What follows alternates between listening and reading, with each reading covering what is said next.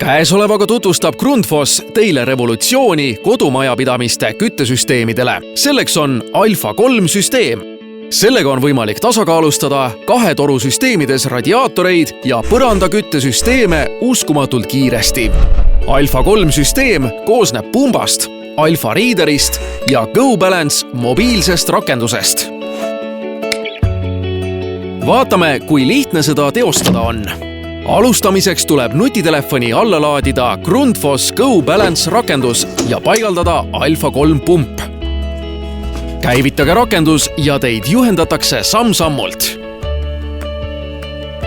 Jälgige lihtsaid seadistamise juhiseid ning kinnitage Alfa Reader pumbale.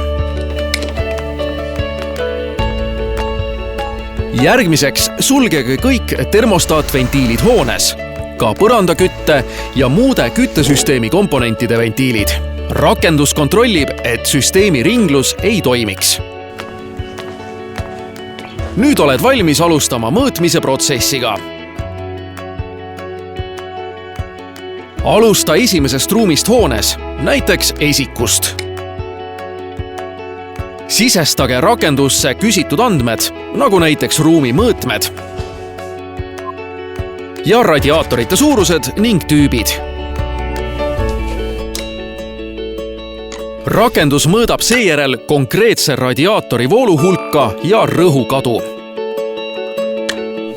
See ruum on nüüd valmis ja te võite siirduda järgmisesse ruumi. Seda protsessi tuleb korrata hoone kõigis ruumides.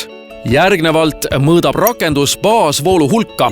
Nüüd olete valmis süsteemi tasakaalustama.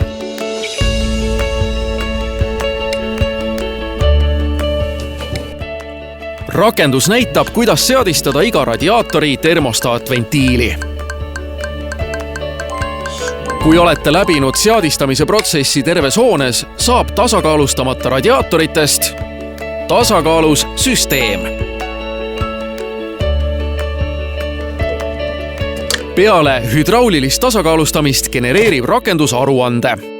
Aruanne sisaldab täielikku dokumentatsiooni tasakaalustamise kohta ning infot hoone omaniku ja paigaldaja kohta.